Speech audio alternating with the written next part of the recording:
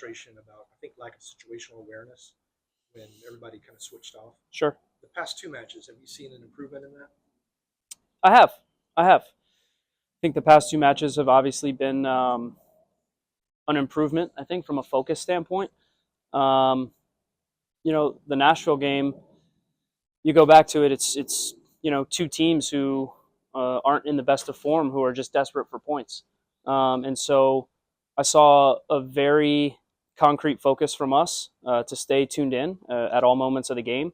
And that's not just when the ball is in play, right? That's during set pieces, that's during throw-ins.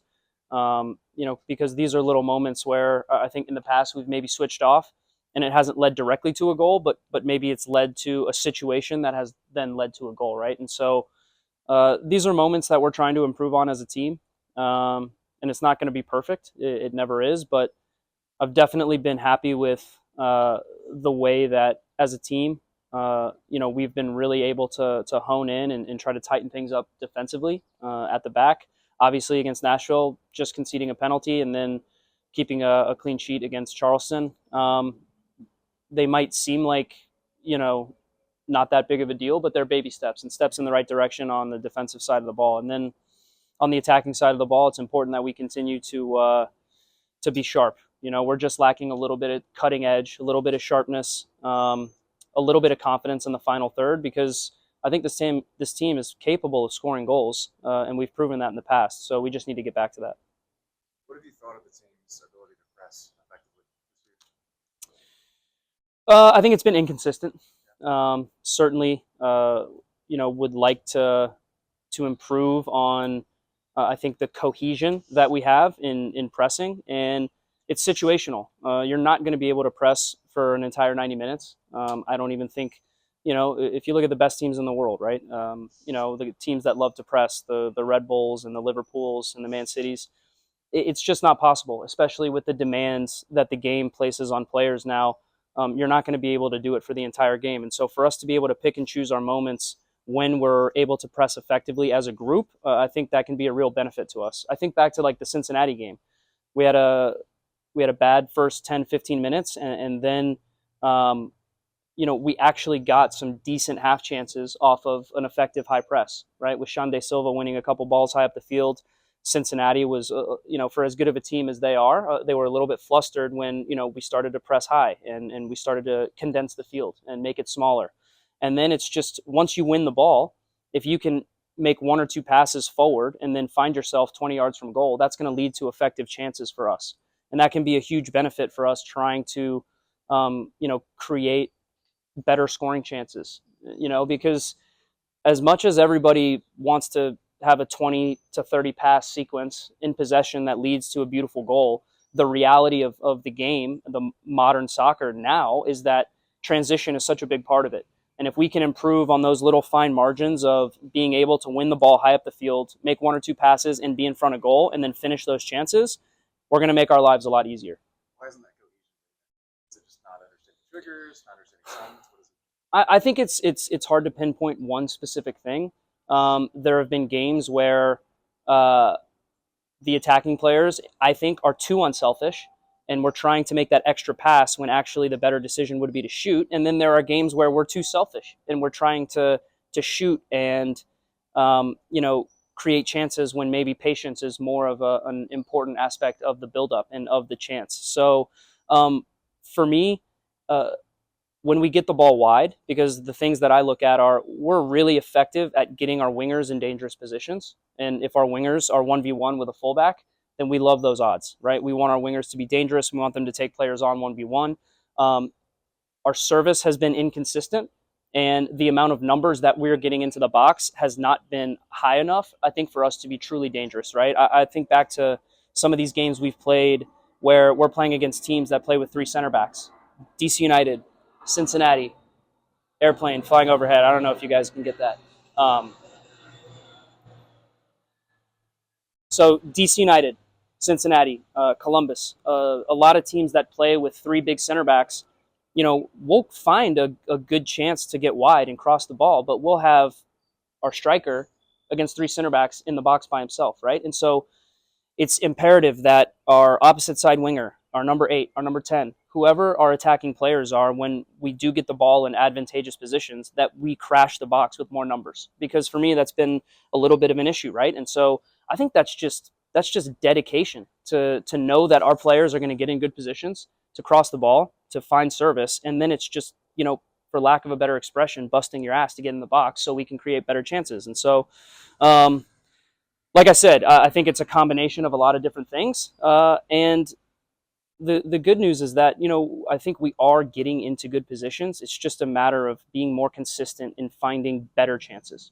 When you say like lacking confidence in that final third, I mean, how do you build it? Does it start here at practice, or is it simply just scoring more goals? I think it definitely starts in training with seeing the ball hit the back of the net, but nothing builds confidence like scoring goals. And this might seem like a really small thing, but even something like an Open Cup game that goes to penalty kicks and we look like we're down and out, right? Like we miss our first penalty and then they score their first 4, and we see 4 guys step up and all hit pretty high pressure penalties to then, have our goalkeeper, make a big time save and then another big time save. I mean, even something as small as that can be very valuable for confidence in the group, right? Just seeing the ball go in the goal and hit the back of the net is so important. And so I think everyone here is very aware that we are a good team with good players going forward. But even the best players in the world, the best players in MLS, they suffer from sometimes a dry spell and not being able as a team to get out of that funk. And so it just takes one game, I think. One game of good, clean, crisp attacking play. Maybe one guy takes over a game and he's just brilliant, right? And we see the ball go in the back of the net 2 or 3 times, and then that just lifts the whole team. And so it's going to come. I'm positive of that. I know that it's been a little frustrating for everyone, the fact that we haven't been able to score more goals. But the good news is that we have proven in the past that with these exact same players, we are capable of scoring 4 or 5 goals a game. So I think it will come. How can it happen against LAFC? What do y'all need to do well? Well, everything that I just said, we would love to put it all together and make sure it goes perfectly. I think that especially being at home, making sure that we're on the front foot right away. I don't know exactly the numbers. This is more like a gut feeling I have. We haven't been able to score like an early goal in a game and really get our fans energized and behind us. I mean, obviously our stadium is it has been in the past, maybe not the past month, but it has been such a fortress. And you score an early goal, and I'm talking first 5 minutes, first 10 minutes, first 15 minutes, and you just really get everyone excited, and then you can go on and the other team feels that pressure. That's such a benefit for us to be able to use that and have that. And I haven't started a game at Mercedes-Benz yet, and so just my observations from the sideline is that when a team can keep us off the board and when a team can effectively shut us out for the first 30, 40 minutes, then they end up growing into the game more, right? And then there's a little bit of frustration that seeps in because we haven't scored, and we feel like we want to entertain our fans and we want to get good results at home. And so I just think being on top of the game, pressing high defensively, being able to turn in some of those transition moments into really good goal scoring opportunities is such an important factor for us that I think if we can do that and then not concede a goal within 5 minutes after scoring, which has been a big issue for us, then I think we're going to put it together eventually. And what better time than against a great team like LAFC to be able to do that? You mentioned LAFC. What is something you guys have been working on in how they play in their style of play? How are you guys going to combat that on Saturday? Yeah, they're a very good team. I think we've seen that throughout the years. Steve Trundle is a wonderful coach. They have a very set way to play. They play a very standard 3-3 with dangerous attacking players, very good midfield. And so I think the key for us is just making sure that we're aware of those attacking players. We've got a lot of pace, guys like Oliveira and Bawanga, of course.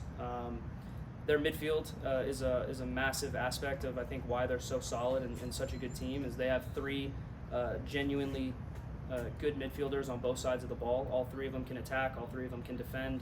And so it's important for us to shut off the supply line to their front 3.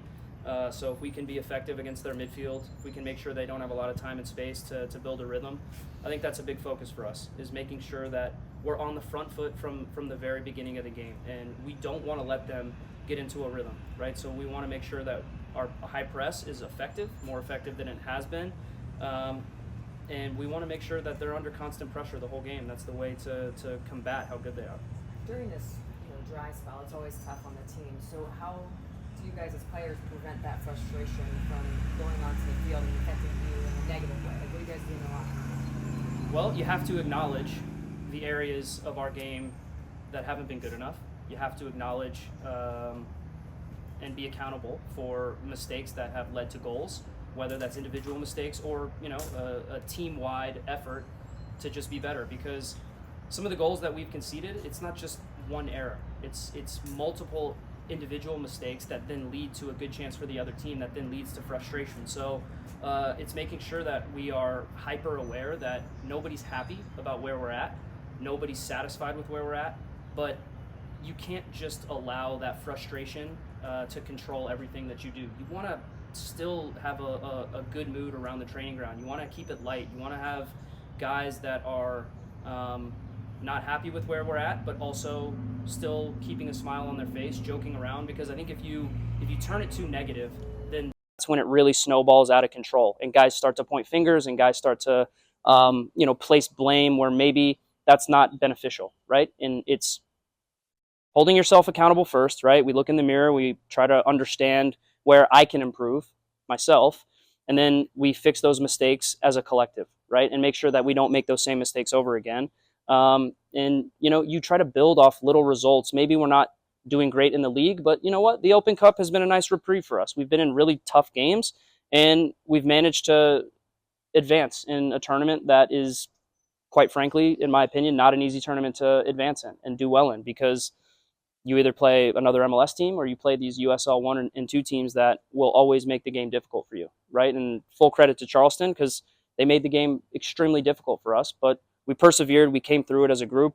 So you use that positive momentum and you just try to latch onto that and carry that over to LAFC. And if you can keep that positive momentum and in turn get a good result at home, you can start to see things change for us. Has there been a moment though that maybe like you or one of the other veteran guys on the team have like called the guys together and kind of had a conversation away from playing and everything else? Yeah, absolutely. We not to get into too much detail, but after the Cincinnati game, we had a really good, open, honest conversation in the locker room after the game that, it hasn't been good enough. And as players, the coaches can do as much as they can to try to help us get out of that. But as players, you also have to take responsibility and ownership of what's happening here, right? Because it's not just one or two people that are responsible for us not being in the position we want to be in. And so, again, like I said, I'm not going to go into too much detail. We had a really great conversation, players only. And it was a good moment for us to air out some things that guys have on their minds. And you have to have moments like that when things aren't going great. That's the only way to improve and get better. Anything else for Dax? One more One more. I hear your hope and optimism, and we're just so close. I guess the other thing, though, is that the teams that end up not winning say those things all the time. And here's kind of how do you, like, what's the difference between a team that ends up, having a bad season and keeps saying those things versus a team that actually does? Well, it's the accountability aspect that I mentioned earlier. If you're just pissed off all the time and guys start pointing fingers at each other and you're not trying to come up with solutions and you don't look inward first, that's when a season can get out of control and snowball out of control. So, we're, 12 games into the season now? 13 games into the season? 13. I'm not sure. Yeah, we have a sample size of some games that we've played that, especially recently in the past month and a half, 7 without a win, 8 without a win, acknowledge that that's not good enough for a club like Atlanta United. It's not. Okay, once you've established that, why? How can we get better? Hold yourselves accountable and then improve. And step on the field in the next game and go get a good result. There's no point in us sitting here and complaining, moaning, pointing fingers, trying to figure out why this guy's playing, why I'm not playing. That doesn't do anybody any good, right? And so there should be a level of frustration within the group. There should be a level of frustration within the club and the city that we aren't doing as well as we should be. But once you accept that, and once you realize that it is still relatively early in the MLS season and we can make it better, you have to have strong characters and guys willing to go and step on the field in hard moments and show that we're better than that. That's the only way out. I mean, there's really no like secret sauce. I'm not going to sit here and tell you, yeah, we're just going to be pissed off all the time and start despising each other because we're not doing well. I mean, you can't do that. That's the only way to continue to torpedo your season. So we're not going to do that. We're going to stay positive, and we're going to get out of this. In your career's over, do you want to be a coach? You're just so good. Oh. You're so knowledgeable. Like, so